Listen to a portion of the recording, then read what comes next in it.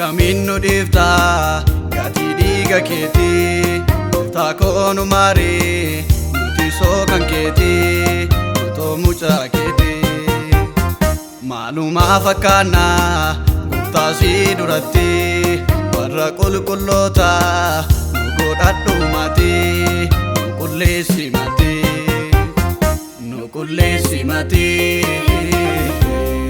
Nu qulleessi mati Nukulesi mati, nukomu chakiti. Nukulesi, nukulesi, nukulesi, nukulesi.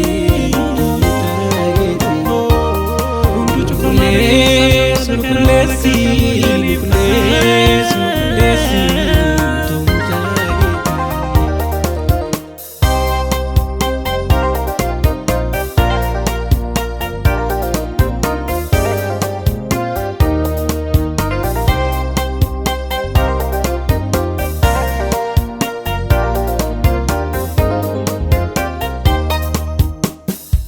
Oto jennu cubbunu balleesse sagalee kee keessa bakkeetti nu baase garamaaf jabaatte gooftaamaaf nu gatte harka keenya qabee bineensi nu nyaate oolchuu hin dandeenye qajeelummaaf hojiin keenya nagaaf jaalalaani nuuf birmaadhu siin jenna oolchuu hin dandeenye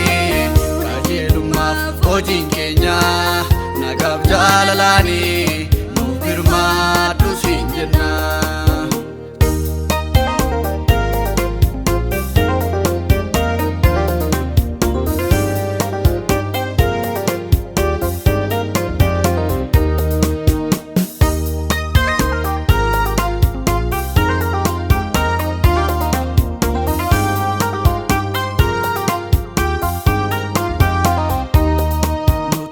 Waaqayyo si fa'uu barbaanna akkamiin dandeenya biyya lafaa kana waan nutti ulfaate maaloo yaa Waaqayyo ati nun godhini nama qaaniif leeyyoo nu ulfadhu gooftaa maaloo yaa Waaqayyo lafeedhaan caccabu dhiigaan dhangala'u gooftaa nu ulfadhu Kankenu godhadhu, kankenu godhadhu,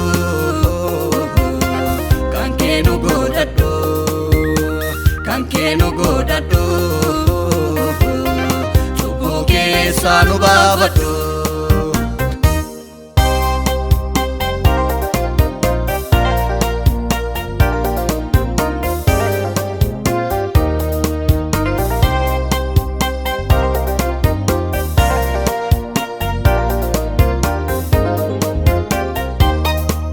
Olchiya gooftaa gowwoomfamuu foonii akka hin nyaatamne afaan seexanaanii godhiyya gooftaa warra cubbuuf kaatu nu qulleeffadhadhaa otoo aduun baatu araara siin jenna ammallee maraara araara siin jenna ammallee maraara harka keenya ol kaafne Gooftaa kadhanna imimmaan lolaasne araara siin jenna kunoo kaayya gooftaa saba keenya sitti kennanna Araara siin jenna, araara siin jenna.